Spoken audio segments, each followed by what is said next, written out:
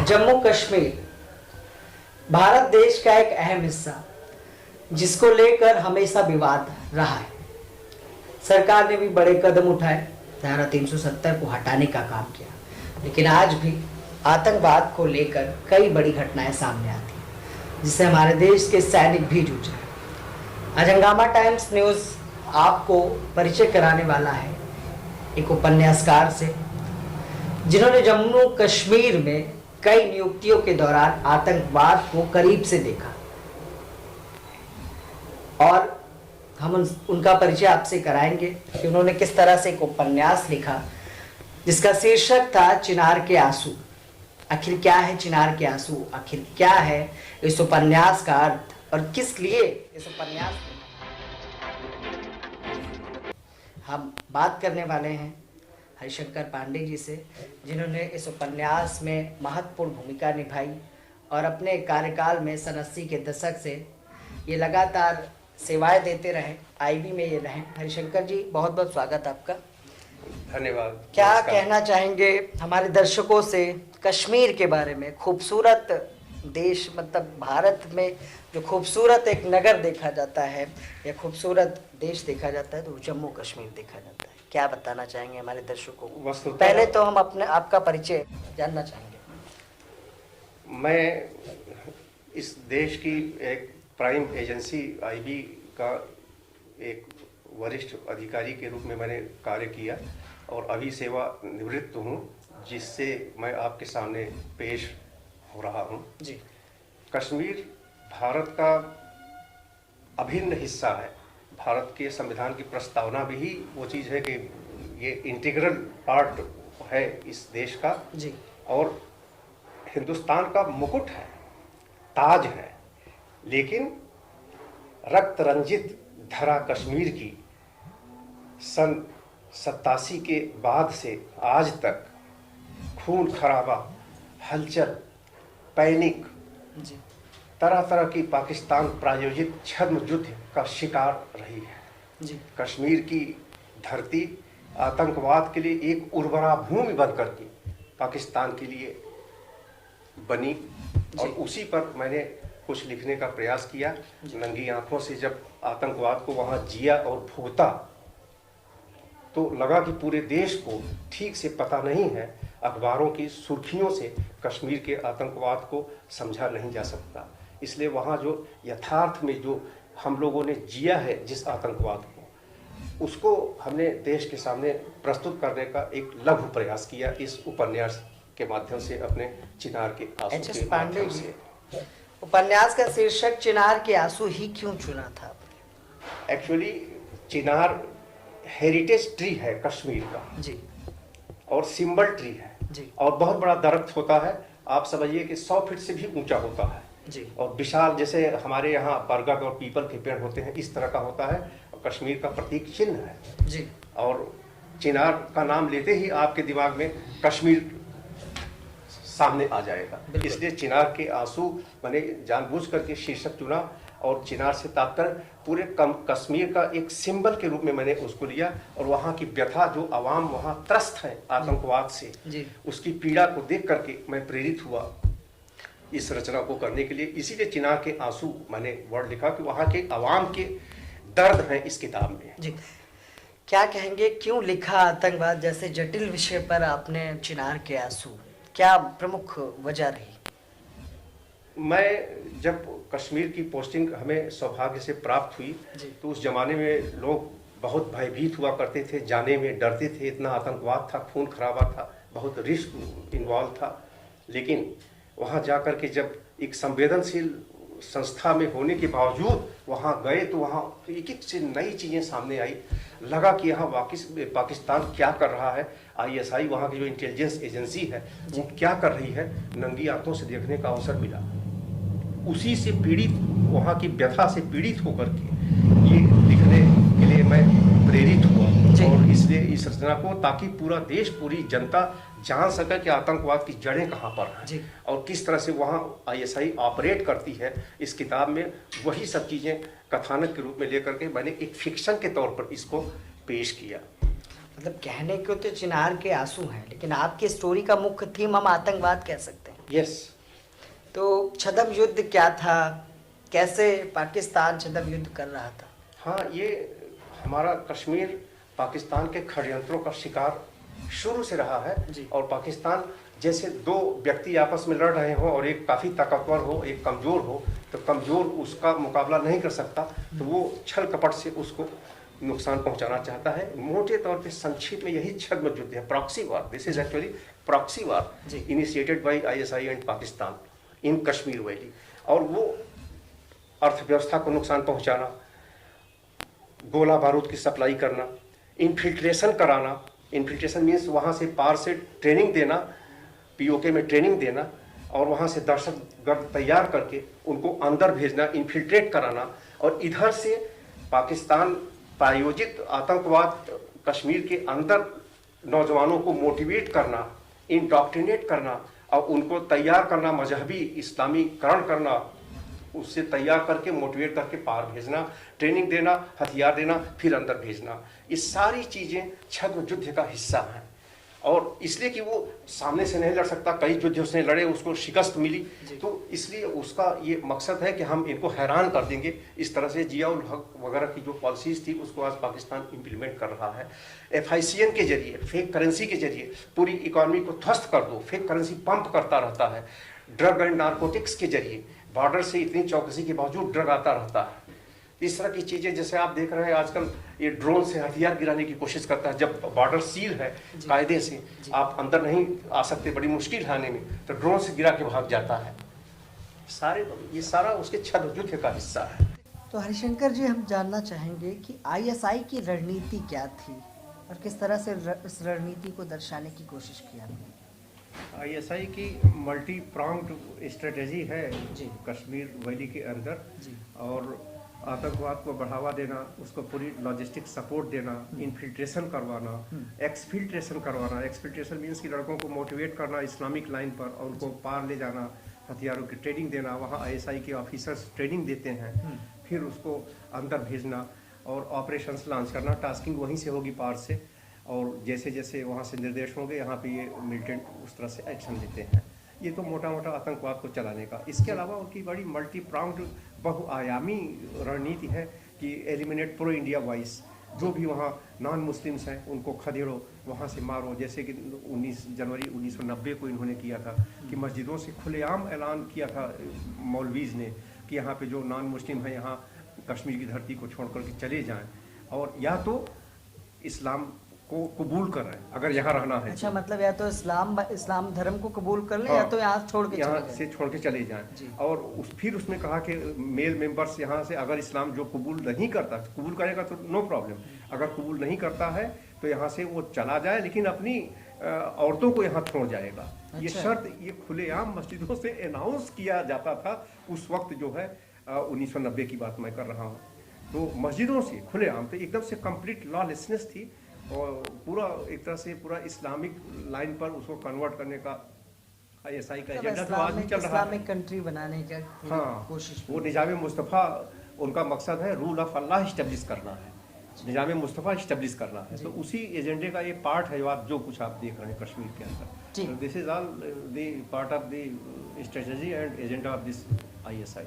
अच्छा, किसी भी युद्ध को जीतने के लिए या किसी भी चीज़ को ख़त्म करने के लिए एक जो रणनीति होते हैं और जो इंटेलिजेंस के ऑपरेशन होते हैं और जो आर्मी के ऑपरेशन होते हैं, यूँ कहें हमारे देश की जो सेना है जो महत्वपूर्ण कदम निभाती है समय समय पर, तभी हम घर में सुरक्षित सा महसूस करते हैं। और हम अपने परिवार में जब किसी सदस्य को सेना में भेजते हैं और वो जोश खरोश के साथ जाता है बॉर्डर पर, शहीद होता है, हम उन्हें श्रद्धांजलि भी अर्पित करते हैं और उनको नमन भी करते हैं। लेकिन इंटेलिजेंस के कोई ऑपरेशन या आर्मी के किसी ऑपरेशन का भी जिक्र इस चिनार के आंसू पुस्तक में आपने किया है क्या? दर्शकों को उपन्यास में ये सब चीज़ देखने को मिलेगी? किस तरह के ऑपरेशन का जिक्र किया गया है? हाँ जी, हाँ विक्रम जी, आपने बहुत सटीक सवाल किया है जी। ये इस किताब में आपको अनोखे किस्म के कई इंटेलिजेंस ऑपरेशंस और आर्मी ऑपरेशंस, पैरामिलिट्री फोर्सेस के द्वारा किए जाने ऑपरेशंस मिलेंगे इसमें। और ये चूँकि हम being an x member of this prime agency of this country, इस किताब को फिक्शन के तौर पे लिखा इसको, कल्पना जनित, इसलिए कि एक प्राइम एजेंसी से जुड़ा होने के नाते मैं फैक्ट्स को उजागर नहीं कर सकता, इसलिए मैंने फिक्शन के तौर पर इसको लिया और यथार्थ पर जो घटित होने वाले ऑपरेशंस हैं उसी की झलक इसमें आपको दिखाई देगी and you will get A number of intelligence and army operations in this book. क्योंकि हमारे देश का युवा भी जानना चाहता है कि आखिर किस तरह के ऑपरेशन थे, किस तरह से संघर्षों से हमारे भारत ने कई बार दुश्मन देशों पर विजय पाई। बड़ा अच्छा लगा इस विषय को हमें भी चर्चा करके, क्योंकि हमारे देश का युवा जब इस उपन्यास को पढ़े, इस कथा को पढ़े, तो उसे भी पता चले कि आखिर किस तरह के ऑपरेशन थे, किस तरह के वो संघर्ष थे जो आज भी जारी हैं। जी देखिए, किसी पुस्तक को पढ़ने के लिए जो पाठक है उसमें एक चुंबकीय आकर्षण या पुस्तक में उस शब्दों का जो विश्लेषण है वो बड़ा महत्वपूर्ण होता है। तो चुंबकीय आकर्षण की बात करें तो उसमें किस तरह से उसको पैदा करने की कोशिश की गई? हाँ, ये बहुत ही टफ सब्जेक्ट पे लिखी हुई एक सरल सरस कथा है जी। और इसमें जो आम पब्लिक की पहुंच के बाहर जो फील्ड है, इंटेलिजेंस का फील्ड, खुफिया का जो फील्ड और ऑपरेशंस का फील्ड, जो स्पेशलाइज्ड एजेंसीज, आर्मी, पैरामिलिट्री और इंटेलिजेंस एजेंसीज ही जानती हैं और करती हैं और कर सकती हैं, आम पब्लिक के लिए एकदम अनोखा है। बिल्कुल। तो इसीलिए आप इसमें जब इसको आप गो थ्रू करेंगे तो आपको ये स्टोरी पकड़ लेगी, आपको नित्य नूतनता इसमें दिखाई देगी, इसलिए कि बिल्कुल पब्लिक की पहुंच के बाहर की चीज़ें इसमें वर्णित की गई हैं। जी देखिए पांडे जी, आज भी हमारे देश की जनता, देश के युवा, जो युवा पीढ़ी है या यूँ कहें मुस्लिम युवा, आज भी क्या लगता है आपको कश्मीर में आतंकवाद क्यों नहीं खत्म हो पा रहा है? क्या बड़ी वजह? इसकी बड़ी वजह है गवर्नमेंट पूरा प्रयास कर रही है डेवलपमेंट के जरिए, लेकिन मैं ये बड़ा एक अजीब सा फैक्ट मैं आपको बताऊं विक्रम जी कि development is not only the way to tackle down the terrorism in Kashmir valley. केवल विकास से नहीं होगा, विकास तो बहुत सारे स्टेट्स में अभी कई बिंदुओं पर नहीं है, लेकिन वहाँ पे हथियार नहीं उठा लेता नौजवान। पूरे देश में तमाम बेरोजगारी, दुनिया भर की चीज़ें हैं जो कि कोशिशें करने के बावजूद भी तमाम दिक्कतें बनी हुई हैं, तो वहाँ कोई हथियार नहीं उठा लेता, लेकिन वहाँ हथियार उठा लिया लोगों ने और उसका सीधा वो है पाकिस्तान और ISI की रणनीति, और वो उसको एक इस्लामिक लाइन पर कन्वर्ट करने की पूरी कोशिश, निज़ाम मुस्तफ़ा, रूल ऑफ अल्लाह इस्टेब्लिश करना, नॉन मुस्लिम को टॉलरेट नहीं करना, जो radicalisation is the basic issue. Radicalisation एक टफ सब्जेक्ट है, हम कभी आप बिल्कुल समय निकाला जाएगा तो हम लोगों को समझाने की कोशिश करेंगे कि व्हाट इज रेडिकलाइजेशन। रेडिकलाइजेशन और वहाँ की जो तालीम की पद्धति है, जो मदरसा एजुकेशन है, नॉट ओनली कश्मीर, पूरे देश में जो मदरसा एजुकेशन है, जहाँ जो मौलवी इस्लाम की आयतों को, कुरान की आयतों को मिस इंटरप्रेट करके जो लोगों को समझा करके ब्रेन वॉश करके खड़ा करते हैं, वही बेसिक जड़ है। तो this is socio political and religious Islamic issue actually. मतलब तो, यूँ कह सकते हैं कि मदरसे में जो मौलवी शिक्षा देते हैं, हाँ, वो लोगों को अलग तरीके से पढ़ाते हैं, मोटिवेट करना इस्लामिक लाइन पर कि आप सबसे सुप्रीम हैं, आप दूसरों से ऊंचे हैं, और इस तरह की चीज़ें जो रेडिकलाइजेशन में आती हैं जी। तो ये चीज़ें इस तरह से बड़ा कारण है। हाँ, एक बड़ा कारण है। हम हिंदुस्तान की सरकार काफिरों की सरकार है, यहाँ का जो आइन है, आइन मीन्स की इंडियन कॉन्स्टिट्यूशन, वो काफिरों का संविधान है। अच्छा। हम नहीं फॉलो करेंगे, कुरान हमको इजाज़त नहीं देता, जबकि ऐसा कुछ नहीं कुरान में। वो इस तरह से उसको मिस इंटरप्रेट करके समझाएगा युवा दिमाग को कि आप किसी भी काफिर के अधीन मुसलमान नहीं रह सकता है।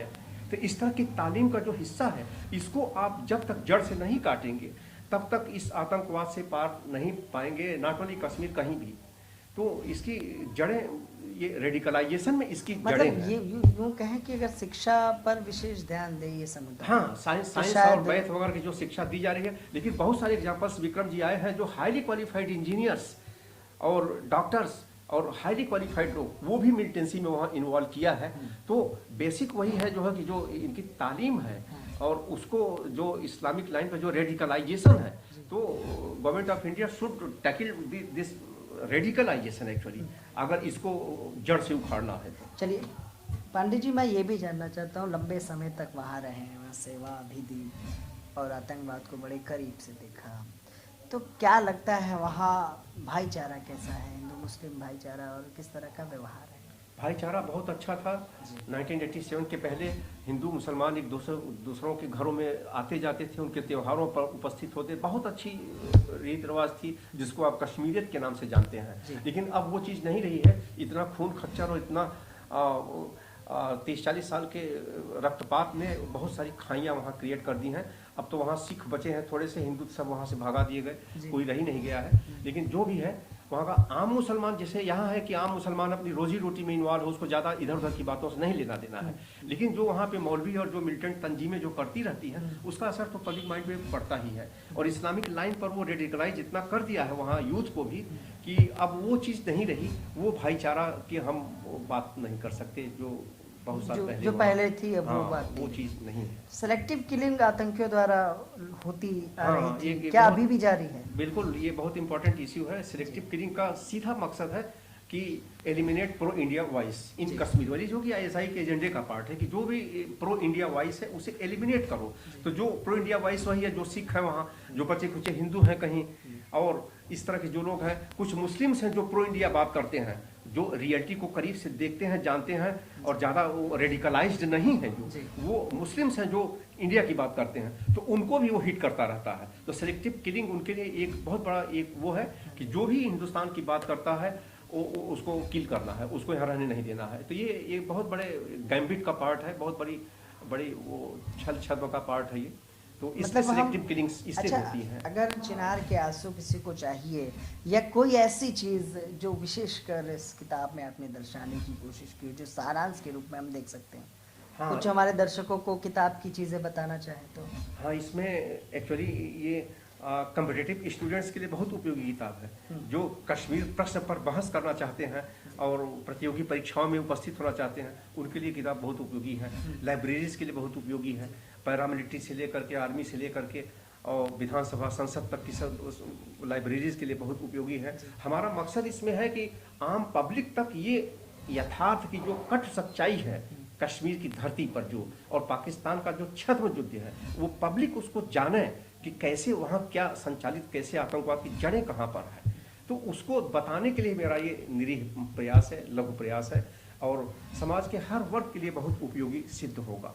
अंतिम पेज की अगर हम बात करें तो कुछ विशेष लिखा है, तो हम चाहते हैं हमारे पाठकों को उसमें से कुछ सुनाएं। अंतिम पेज पर देखिए, इसमें बहुत संक्षेप में एक pro India Kashmiri local youth की स्टोरी है ये, जो हिंदुस्तान के फेवर में बात करता है। वो इतना सताया जाता है, जबरदस्ती उसको पार भेजा जाता है, वहाँ से हथियारों को ट्रेन लेकर के यहाँ वापस भेजते हैं। उससे दुनिया भर आईएसआई के इशारे पर दुनिया भर उससे ऑपरेशंस कराए जाते हैं। आईएसआई के इंस्ट्रक्टर्स वहाँ से तालीम देते रहते हैं। तो वो लास्ट में वो बीएसएफ में सेलेक्ट हो जाता है। उसकी नई नवेली, उसकी बीवी जो है शबनम, और वो लड़का अंजुम, वो जे.एंड के पुलिस में सब इंस्पेक्टर हो जाती है, वो बीएसएफ में सब इंस्पेक्टर सेलेक्ट हो जाता है।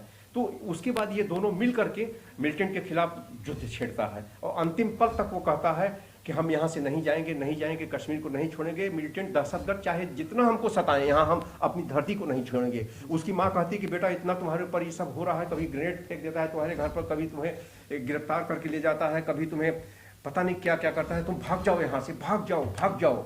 लेकिन वो दोनों अंत में एक ललकार गीत के साथ, मैंने इसीलिए इसका स्टोरी का एंड किया है, वो दोनों ललकारते हुए आंखों में आंसू लिए अपनी माँ के छाती से चिपक जाते हैं। माँ से तात्पर्य वहाँ उसकी माँ और ये मातृभूमि कश्मीर की धरती, सिंबॉलिकली दोनों चीज उसमें समावेश किया है मैंने। तो वो उसको ललकार गीत को मैंने पेश किया है लास्ट में। मैं वो कुछ पंक्तियां सुनाता हूँ। मुझे मत छोड़ कर जाना चमन मेरे, गगन मेरे, मुझे मत छोड़ कर जाना, मुझे मत छोड़ कर जाना। ये उस धरती को छोड़ करके वो एक आवाज दिया है कि यहाँ से हम छोड़ करके नहीं जाएंगे। और प्रलय बेला भी छुड़ा सकती नहीं मिट्टी की कसम मेरा आशिकाना, इस कश्मीर की धरती से जो मेरा आशिकाना है उसकी बात कर रहा है। प्रलय बेला भी छुड़ा सकती नहीं मिट्टी की कसम मेरा आशिकाना, मुझे मत छोड़ कर जाना चमन मेरे, गगन मेरे, मुझे मत छोड़ कर जाना। मेरे कश्मीर, ओ मेरे कश्मीर, तुम्हारी कसम नामुमकिन है मुझको, नामुमकिन है मुझे तुझको भुला पाना, मुझे मत छोड़ कर जाना। तो मैंने खत किया है कि वहाँ आशा की किरण अभी भी हमें दिखाई देती है। इस तरह के नौजवान, जैसे इस स्टोरी का जो नायक है, उस तरह के नौजवान वहाँ आज भी आशा की किरण बने हुए हैं, इतनी दहशतगर्दी में भी। चलिए हरिशंकर जी, आखिरी सवाल है आपसे। अगर चिनार के आंसू पुस्तक किसी को चाहिए, इस उपन्यास को वो पढ़ना चाहे, अपनी इच्छा जाहिर करना चाहे कि आखिर क्या है इस उपन्यास में, किस तरह के वो संघर्ष थे, किस तरह की वो लड़ाइयाँ थी, किस तरह के ऑपरेशंस थे, तो इस पुस्तक को पाने के लिए कहाँ से ये पुस्तक उसे मिल सकती है? हाँ, एक्चुअली इसको मैं शीघ्र ही डिजिटल प्लेटफॉर्म पे डलवाने की कोशिश कर रहा हूँ जी और उस पर तो फिर आपको फ्रीली उपलब्ध हो जाएगी। जी। और लोगों को चाहिए तो हमारे व्हाट्सएप नंबर पे हमें कांटेक्ट कर सकते हैं। जी। मैं उनको डाक से भेज दूंगा। डाक का खर्चा जो होगा प्लस बहुत कम रेट में ये किताब उपलब्ध हो जाएगी लोगों को। चूँकि इसमें हमारा कोई बिजनेस का मोटिव नहीं है, हमें इसको फैलाना हमारा मकसद है। लोग आवाम देश की जाने कि वहाँ क्या हो रहा है, कैसे हो रहा है। इसलिए हमारे व्हाट्सएप नंबर पे हमको कांटेक्ट कर सकते हैं। माइक्रो ऑप्स करके हमारा यूट्यूब पर भी चैनल है जी। तो कांटेक्ट कर सकते हैं। फेसबुक पर भी हमें हमारे नाम से ढूंढ सकते हैं, HS पांडे, हरिशंकर पांडे। तो ये किताब उपलब्ध हो जाएगी। नहीं, डायरेक्टली हमारे फ़ोन पे कांटेक्ट करके हमसे मैं भेज दूँगा। जनता से और अपने पाठकों से कुछ कहना चाहेंगे? हमारा व्हाट्सएप नंबर जो है 905550 जी 64272। अगर किसी विद्यार्थी को चाहिए, विद्यार्थियों को और सस्ते में दी जाएगी। जी।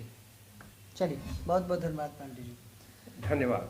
ये थे हमारे साथ हरिशंकर पांडे, जिन्होंने एक कथा लिखी, उपन्यास लिखा, चिनार के आंसू। जम्मू कश्मीर में आतंकवाद की समस्या या हमारे देश में आतंकवाद की समस्या आज भी खत्म नहीं हुई। काफ़ी करीब से हरिशंकर जी ने आतंकवाद को देखा, उसको परिभाषित करने की कोशिश की अपने इस उपन्यास में और बताने की कोशिश की कि आखिर कितना संघर्ष रहा हमारे देश की आर्मी, हमारे देश की सेना, इंटेलिजेंस ब्यूरो का। और कई ऐसे संस्थान हैं और आज भी हमारे देश का सेना, आज की देश की सेना और उसके नायक किस तरह से हम बॉर्डर पर हमारे लिए तैनात हैं, तभी हम सुरक्षित सा महसूस करते हैं। जम्मू कश्मीर के लिए सरकारों ने बड़े कदम उठाए, लेकिन अपने उपन्यास में इन्होंने दर्शाने की कोशिश भी की है कि विकास से ही आतंकवाद खत्म नहीं किया जा सकता है।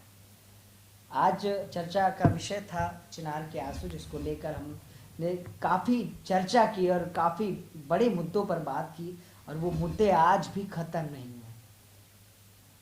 युवा समझदार है, शिक्षा सबसे बड़ा हथियार है किसी भी आतंकवाद को ख़त्म करने के लिए। अब देखने की बात है कि हमारे इस इंटरव्यू या चिनार के आंसू से आखिर युवाओं पर किस तरह का प्रभाव पड़ेगा। इन्होंने तो काफ़ी कोशिश की कि इस उपन्यास के माध्यम से वो जागरूकता ला सकें, एक जन क्रांति ला सकें, और उन्होंने बताया कि आखिर इस उपन्यास को पढ़ने के लिए आप किस तरह से उसे प्राप्त कर सकते हैं। आज खास शख्सियत में बस इतना ही, फिर मिलेंगे किसी नए विषय को लेकर, किसी अहम